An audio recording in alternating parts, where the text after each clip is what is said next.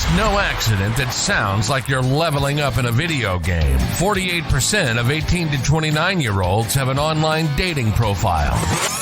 Make them work for it. 45% of people say they're more frustrated with this form of dating than hopeful. There are so many people you can connect with. Should I swipe right? Swipe wrong. Swipe wrong. Setting the record straight on dating apps. Everyday people telling everyday stories of the swipe right world with your host, Chaos. Well, I know he had a good time. Well, here we go. Oh, you know what time it is. Good morning, good afternoon, good evening, and of course, good night, depending on whenever you're listening to the podcast. We're going to be here for whenever that is. Welcome to the Swipe Wrong podcast. I am Chaos. I'm the person that's lucky enough to take you through some of the stories of what's happening in the swipe right world. This is the number one podcast amongst people who call Alexa, Siri, and don't understand why it won't answer. Yes, I've done that a few times. I'm not going to lie. It's like, what the? Oh, see, what happened was... So how's everybody's day going so far? Hopefully you're enjoying the season. This is the season that I thought had the most interesting story after story after story. You feel like you're getting something new every week, and it's not going to be any different this week. This week there was a collaboration. I sat down with the host of Straight from the Source's Mouth. She told me a little bit of her stories, and I went on her show and, of course, shared a little bit about what you guys get to hear on here. So hopefully, step over to her show, take a listen. There is extremely candid talk about some of the topics that a lot of people aren't comfortable talking about, and she does a phenomenal job with it. I think it's amazing. I think it is something that's definitely worth listening to, that everybody can learn from, and still not only be educational but enjoyable. So hopefully your week is going great, and we just make it even better. So, you know how it goes. Sit back, relax, put your feet up, enjoy, grab that popcorn and get it buttered. Grab some salt, throw some caramel in there if you want to. If you're in traffic, for the love of everything good, don't hit that person next to you or drive in oncoming traffic, and enjoy insights for an open mind. Did I forget to mention we do have a word from our crack staff legal department? Here they are. Disclaimer. The views and opinions expressed in this program are those of the speaker and do not necessarily reflect the views or opinions or any entities they represent. This podcast is about dating experiences. It is not to say one dating app is better or worse than another. Let's pitch the podcast first, because I thoroughly enjoy it. So tell everybody about the podcast you're on, so hopefully we can capture some of our listeners to you as well, because they're missing out if they're not listening. All right. So thank you very much for that. Sure. Yeah, it's called Straight from the Source's Mouth, and the big thing is having the apostrophe S there. And then it's : Frank talk about sex and dating. So I just searched for it the other day, and something I didn't find it as easily as I hoped. So that's why I tried to reiterate. But yeah, so it's, as I said, Frank talk about sex and dating. So it's a relationship stuff too at first, and then a friend of mine told me I didn't go there enough, even though I promised we would go there. So by the 7th episode, we start talking more about sex, and then intersperse dating and sex with experts and then real people, and it's educational. So I have book recommendations, and everyone I have on, I have them give recommendations for books, or just, if they're an expert, talk about their topic. So people seem to find it. Sorry, I remember when I searched for it, though, it was pretty easy to find. I don't think I used the apostrophe, but I don't know. It may have autofilled. Like, as I started to type it in and started autofill, and I just clicked in. You were right there. Yeah. You were the first one. The Frank Talk, 100% Frank Talk for sure. And I think, like, as I'm listening to it, like, I was kind of laughing and smiling, because I'm thinking that's exactly what's needed. Like, there's no reason to tiptoe around it. Mine will just dive in, so that way nothing gets misconstrued. So I love the authenticity. I love the dialogue, and it's totally educational. Yeah. And I always tell people, oh, it's educational. And then people will say it's entertaining. I was like, oh, that's like a byproduct. I didn't realize that too. So I hope. And then some people like my voice, which I think my trailer I did only in GarageBand, and that was like more sultry sounding in my mind. But but I listened to your trailers too. I was like, dang, and we opened on the same day. Mine was September 6th too, but a year prior. Was it? No kidding. Oh, that's kind of funny. So your dating experiences and being, I guess, online on the swipe right, has that kind of parlayed into, oh, this is good material for the show? For the most part, like I have examples when people talk about stuff, you know? So they're like, I'll talk to an expert and I'm like, oh, I never did that. Or it actually, it's funny because listening to my own podcast guests caused me to take a 6-month hiatus from dating. Really? Yeah. Like I just was like, I've been told like I should try it. And I was like, oh, I could never do that. I'd like the attention too much or the reassurance or whatever, validation. Sure. But then, you know, they would say stuff and I'm like, like think newly about stuff. So, yeah. But, and then I started dating again. You know, as soon as the break was over, I was like right back into it like normal. Did it do you any good? Like, were you, I don't know, enlightened, I guess? Yeah. I realized that, you know, I started focusing more on myself and learning about myself, which I've continued to learn. I love to learn. That's why I wanted to do an educational podcast. But yeah, I didn't obsess about men for 6 whole months. You know, I actually thought about other things and talked about other things. My friends are very careful about that. Are they?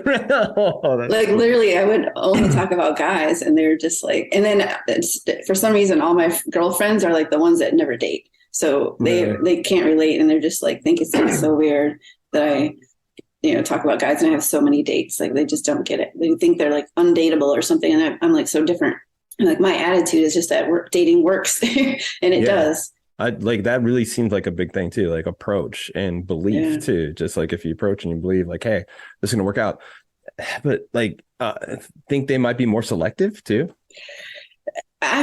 That's maybe part of it. I think it's just like they're, you know, like most people, they're just afraid to get back out there and get hurt and or think they won't find anyone or whatever, all the fear that's in there. I really think that's more of it. Like, and I'm always joining like this group. So I'm in this Leap Into Love. I'm going to have them on my podcast. It's like a dating course. So they kind of have accountability partners and get back out there and realize how you think about dating.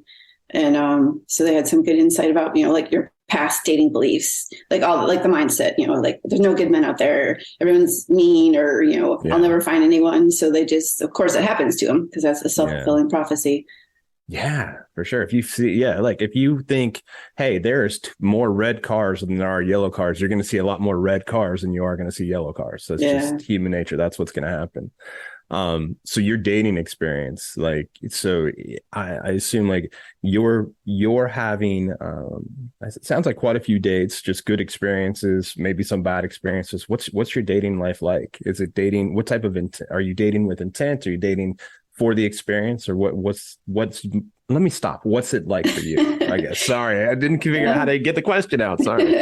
I do the same thing. I like to ask 5 questions at once and then I'm like, right. What was the question? No, but I think it's good for the guests and they can pick and choose which one they want. So dating for me has been mostly good. Yeah. I mean, it's my attitude. Even like I'll show up and the picture will, like there'll be like 8 pictures. I'm like the 7 aren't that great, but 1 is like pretty good. So I'm like, all right, I'm going to assume this is what he looks like and go with like the best picture and give him the benefit of the doubt. And because I like younger guys, I don't get the matches I would necessarily like, you know. So I'll go with like the cutest guys that liked me. I always look like I bought, I don't even know, lifetime membership or whatever on Bumble. It's the only site I use. And I can see who liked me. So I'll only reply if I see guys who liked me and I think they're relatively attractive, I will message them.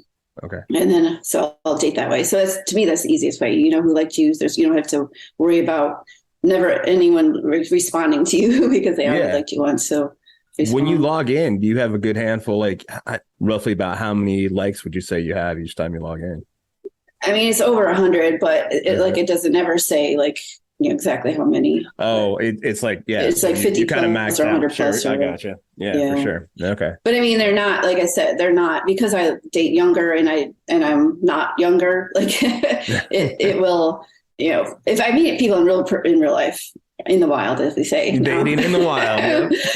I can attract younger men all over the place, but you know, when in online, they just have certain criteria, which if they only knew, they meet me in person, they're like, I rambled too. So No, one guy you're good. I met at a conference, and he thought I was attractive, and I was talking to a much younger guy than him even, and we were an item.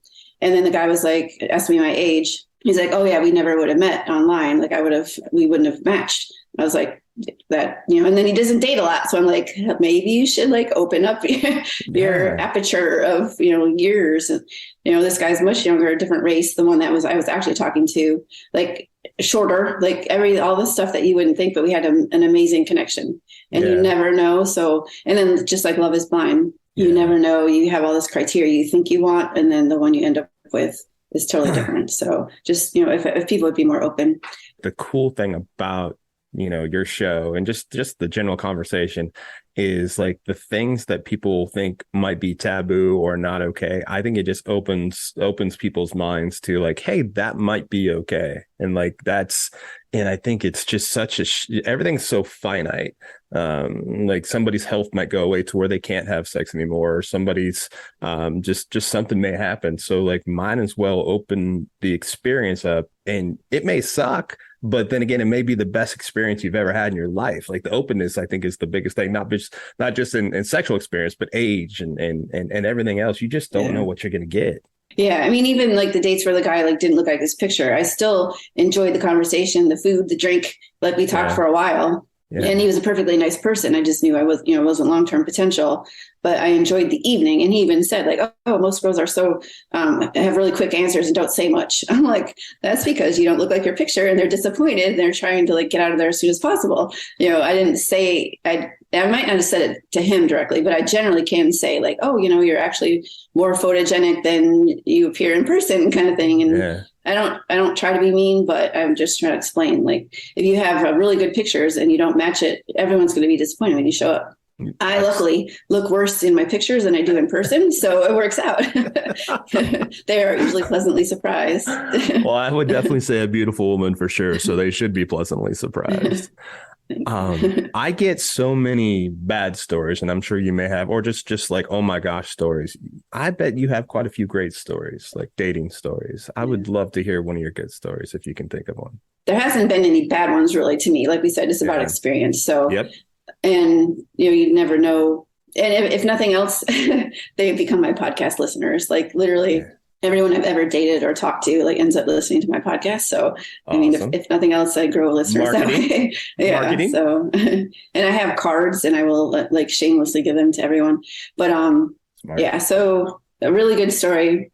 I mean, there's one guy, like he was saying how he hardly ever gets matches, and I thought he was great and a little older. Like normally I don't date, but, he was a pilot, and, like it was generous. So I enjoyed like really nice dinners and, wine and drinking. And I don't know, it was like, it was new to experience an older guy that was, and he was very fit, and mostly fit, like a little belly maybe, but, as we get older.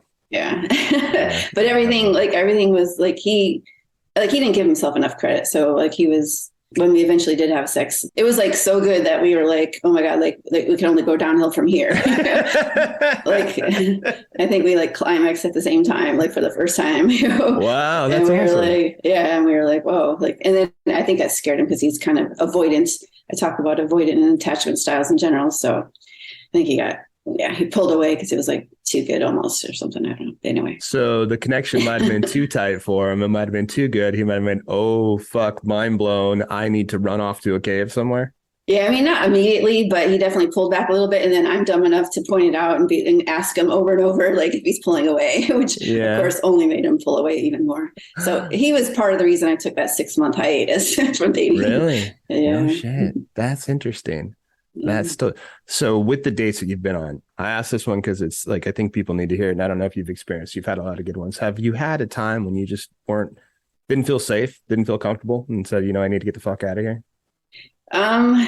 Not totally at the time, like after the fact. So I was talking to a guy for like 2 months from another state. I happened to be in his airport and like matched with him while I was in the airport because he like lived close to the airport. He was very attractive. We talked for 2 months. Like it felt like a kismet thing when I flew to him, and we met, and he was like too good to be true, gentlemanly at first. But then, I mean, the weekend was awesome, but then again, I like, once I think I really like someone, I like try to force it like quickly into a relationship back then before my 6-month hiatus. So he got a little scared away. And then, I just basically pushed it so far that we would end it because, he was pulling away and I didn't like it. And then, so we didn't talk for months and months. So I Googled him, and then turns out someone had written a thing like, look out for this guy. He's like kind of a jerk and he acts like a gentleman, but he's not. And it did fit the description of what I experienced a bit. But then we ended up reconnecting. We didn't see each other again, but we've reconnected since. And he's like, oh yeah, that's just the woman that's mad at me, blah, blah, blah. So I did not do the background check like you had said. And my friend even offered to do a background check for me. Really? I was like, whatever, it'll be fine. Like, I've been talking to you for 2 months. And this in the post that the woman had made, she even claimed he was married. He said he was divorced, but it was a little fishy because the house I even feel stupid saying this. He would open the garage and like open the door that way. And when he's like, oh, my father must have locked the door, and he like jimmied the lock to get back in. So I was like, all right, like something's fishy about this. But then every time he would send pictures, he'd be at the place.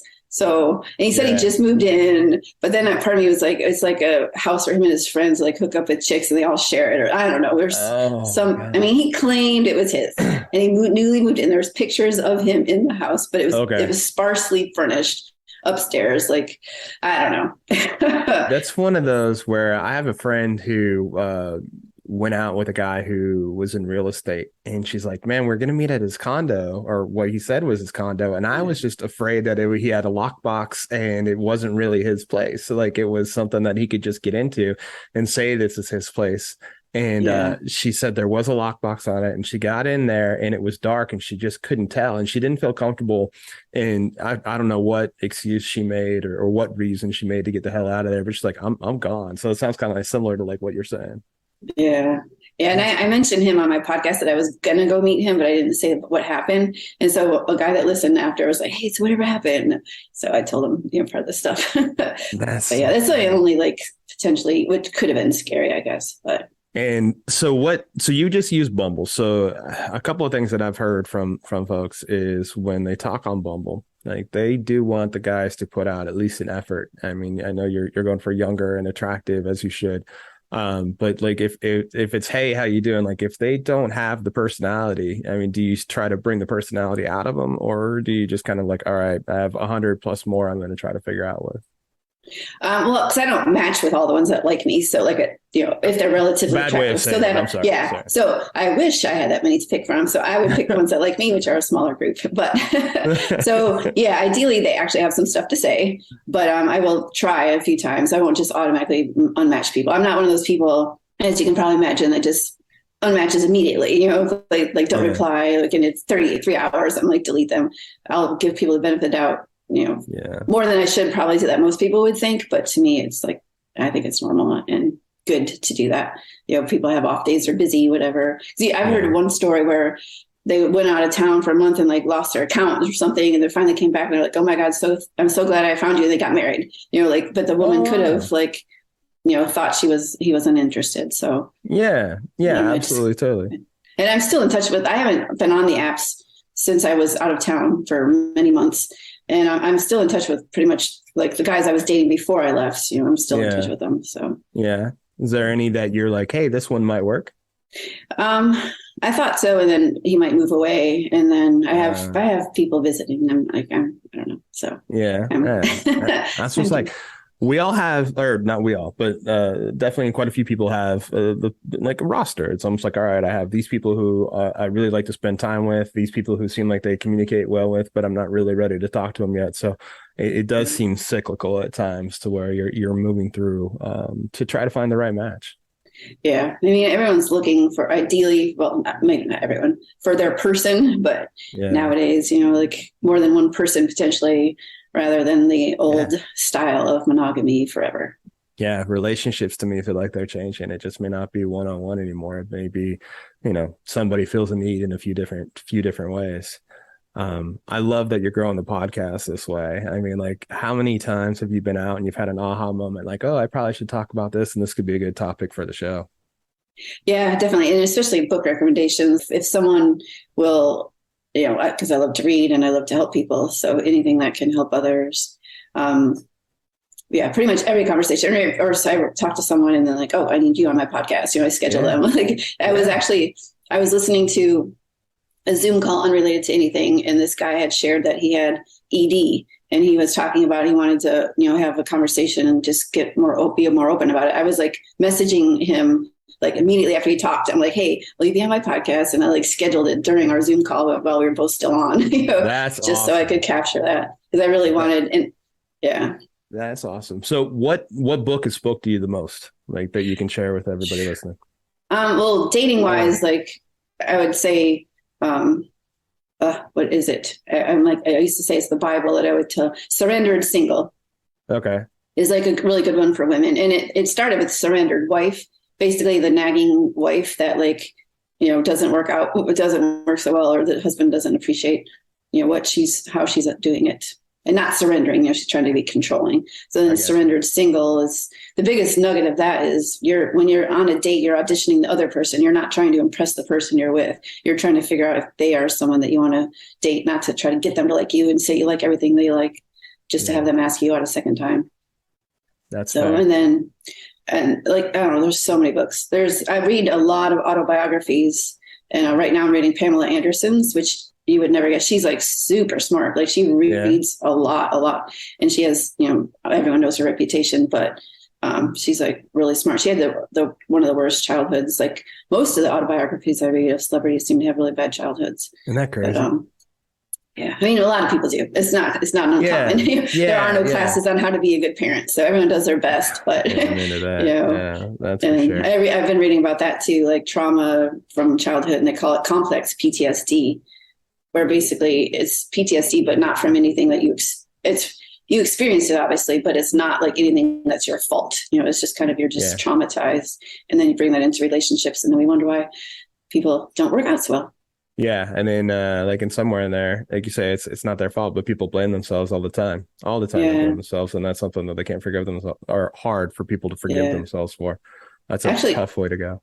Yeah, and there's another book, Getting the Love You Want, which I think is really good. It's like exercises for couples to do, and this concept is the imago. You're drawn to people that remind you of your caretakers, usually your parents, but it can be other people, and that's who you pick, the good and the bad of your caretakers, so you can heal those childhood wounds. So that's why you always fight, because you're like basically marry or date your mothers and fathers or grandparents, whoever raised you, and then when you get conflict, you're trying to heal those wounds, but it just, like, a lot of people just break up and move on to the next. You're going to keep having the same fights until you break that pattern and heal your childhood wounds. 100%. Like, especially, I guess I've heard it often, is like, if you don't heal from your prior relationship, you're going to bring the same person into the next relationship and may have the same issues then. And I've had guests that are like, if you don't break the pattern, it's you. That's the problem. Yeah. It's not the person. If you've noticed it like 3 times in a row, that they always seem to attract jerks. It's it's not necessarily the jerk. You are attracting it because it's probably your imago of that's how your dad or mom was. Yeah, you're looking for the red car. If you see the red car, the jerk's going to come out because you're going to see the jerk aspect instead of the other stuff. Your comfortability about talking about the topic that not a lot of people are. You've always been that way? I have, yeah. I don't know why. I mean, my mom did like the bees and the birds and bees talk, whatever, with books, like showing me how it all worked. She even offered me like a stack of condoms. I think my dad got a vasectomy or something, and she had all these old condoms and like offered them to me. It's before I even had sex. So I was like, Mom, little did I know it was within a month my boyfriend and I did, but yeah, so it was never a stigma. It was never bad. Like we knew my mom, but I probably shouldn't say this, but I will. They may have gone to adult movies. Like we may have known about that. Like somehow we knew where the theater was and that they would sometimes go. Uh-huh. So it was just never like a taboo subject. And then my first boyfriend ever, he had a girlfriend prior to me. Yeah, I was really shy, like so naive and shy. Like it took 3 months to kiss him and like 6 months to finally have sex. Like I guess 6 months isn't that hard to some people, but yeah. So, but yeah, and he knew everything already. So I learned to like it then. And I used to talk about it with anyone. I don't know. I would be super shy and not talk about anything. But as soon as sex was brought up, I would like perk up and like join the conversation. I mean, like, seriously, like, it's so hard for some people even just to ask a question, much less have the open dialogue. That's why I think your show is so important for people who just have a hard time, like, just like, some people will still put sex in the closet. I mean, it's cool if you want to have sex in the closet, by all means, it could be a good time, but there's no reason to do that. Yeah. Yeah. And I think it's, people are getting more and more open to it, especially with, all the alternative stuff and the different websites out there, Adult Friend Finder, FetLife. If you're into any of the kink stuff or alternative lifestyles. I interviewed the accidental swingers, like a top 50 podcast. And, there's just so much out there. The woman who was on, and you guys were talking FetLife, it was one of your bonus episodes. Yeah. She was really, really good. And it took me a minute. I'm like, wait a second. Fet. Okay, I get it. Fetish. So that was like, if anybody is into it, that was really eye-opening too. It's like, oh man, that's cool. Like, just all the, like, it was almost like you create your own profiles and have your things, and it's easier to connect. It's not a hard thing at all, but it's things that I didn't even know existed, to be honest with you. Yeah. I mean, because they say you're either vanilla or not. And the people that do all that are, in the alternative world. So yeah, there's a whole world of it. I didn't know much of it either until I started interviewing people for it. And then I have my former coworker like loved my show. He's like, oh my God, I told all my friends about it. And then it wasn't until I learned that he was into that stuff that I was like, oh, that's why he liked it. I just thought, he was just being supportive, but he's like all about FetLife. Like he learned he was in college and like dated older women like the entire time. And they all taught him all the things. Yeah. And it was all that kind of, submissive domination stuff. And he's the dominant one with the older, wiser, like, super successful women that want to be submissive, which is a phenomenon we talk about in a couple of the episodes. People that are really out there in the world, they want to be the submissive ones. The people that don't have take charge of a lot of stuff. They're usually the ones that want to be dominant. Like, there's a balance. Everyone wants to balance. Their normal lives.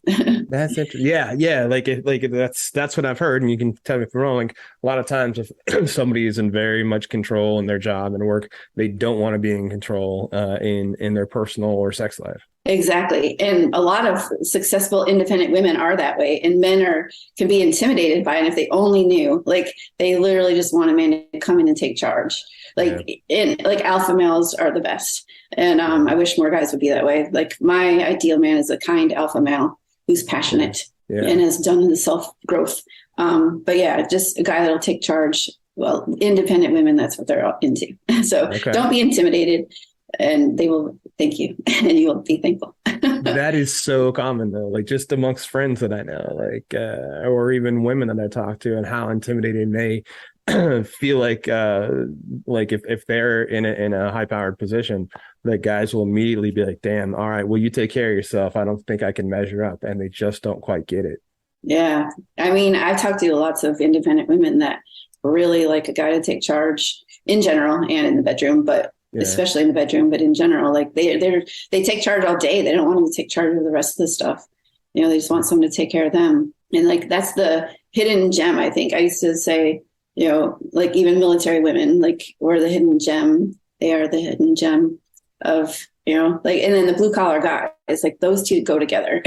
Independent women and then blue collar guys that get it. Like, they have their own businesses. They have to take care of stuff. So they admire independent women. So that's interesting. Definitely go for the independent, unattainable in your mind, because she's very attainable if you do it right.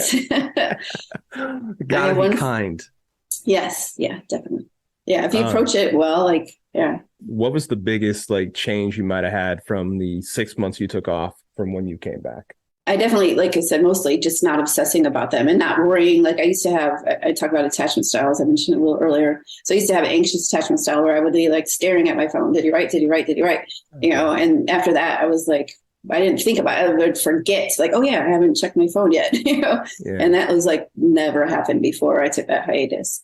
It was just focusing on myself more and not obsessing. I don't know a lot about attachment styles. So what are the different kinds? Ideally, people are secure, and then that's like half the population. So those people had great childhoods. They developed correctly.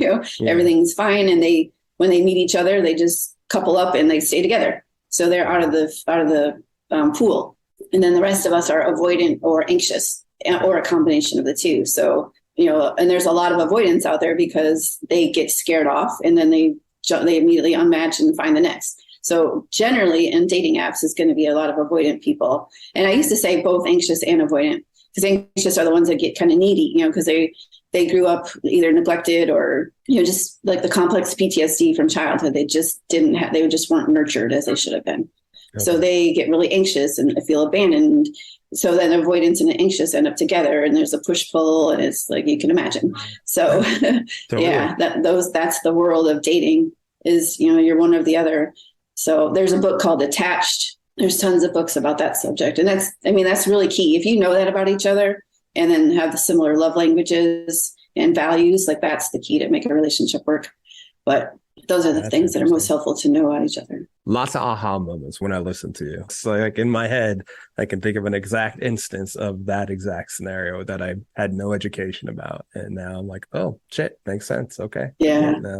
Yeah, when you know better, you do better. And just knowing, like when I read that book Attached, I was dating a guy who would like forget to write or like say he was calling and then wouldn't for a while. And I showed him there's a chart that said, if you don't hear from someone within 30 minutes, this is what happens. It was like, by the end of the day or hours later, you're like, sure, they're dead in a ditch. Like you just go there with their anxiety of thinking the worst when you don't hear from someone. So if you know that about the person, if you're kind, you're going to reassure them and say like, nope, here I am. Not like you have to check in every second, but as soon as I would hear back, I would go from 60 to 0 immediately. Like, really? I'm like, okay, he's fine. But then they would, the guy that I said that the main reason I went on the hiatus, I would get needy. He was a pilot. So he would be out of communication, obviously, during a long flight. Sure. And I would be texting like, why aren't you writing? And then he would land and be like, like, hello. So yeah. Service at 10,000 feet is tough. Your journey has got to be like, it's pretty interesting, just your self-growth and development. Yeah. I mean, in 2013, I did this program. It's a weekend seminar and it's called the Landmark Forum, but that opened my eyes to like, I had dated like, there's like 3 relationships in a row in 10 years. Okay. And in the middle of that, I took that program and I was sure the first guy was like the issue, like the problem. Like I had no issues. Like I was good. Sure. Like literally it was all him. And I did that program. I was like, oh, so I started taking accountability and responsibility. And then I started really diving into learning more about myself and just how people work. I'll wrap it up, but I want you to, like, people need to listen to you. So in case they didn't catch at the beginning and they didn't have their pen and paper, I'm going to be long-winded for a second so they can grab pen and paper or pull up the app on their phone and search your podcast. What is it again? It is called Straight from the Source's Mouth, like, books, since it's educational. And then the tagline is Frank Talk About Sex and Dating. So I think you can kind of search all those or by my name. Yeah. And like I said, when I started, I think I was straight from and then it just came up. So I'm so glad that we connected, because I can tell you that my mind will be a little bit more educated. I don't want to say evolved, because I don't want to say I'm like caveman or anything, but I'm sure every guy doesn't think that about themselves too. Yeah, no, I mean, I thoroughly enjoyed it. I was actually thinking like we should do more shows or co-host at some point or something. I would or join each other's shows more often. Sign me up. You want? They're like, hey, if you're like, I kind of need somebody. There was that one guy, Chris. He's okay. By all means, I would be more than happy to. It'd be my pleasure. Thank you for being along for the ride of the Swipe Wrong podcast, where we take everyday people like you and me telling their everyday stories of their swipe right life. Show is produced by Jay Pelham. He is the host of Pelham Place. If you want to reach out to the show and tell us your story, we'd love to hear it. Give us a call. Google Voice us at 317-426-6616. Leave your information and we'll get back to you, or just your story. You can also email us at swipewrongpod@gmail.com. We are on Insta, Facebook, TikTok. We're out there. I am Chaos, the host of Chaotic Commentary. You can find me pretty much anywhere that you see me. And next week, the saga continues. Swipe wrong. Swipe wrong.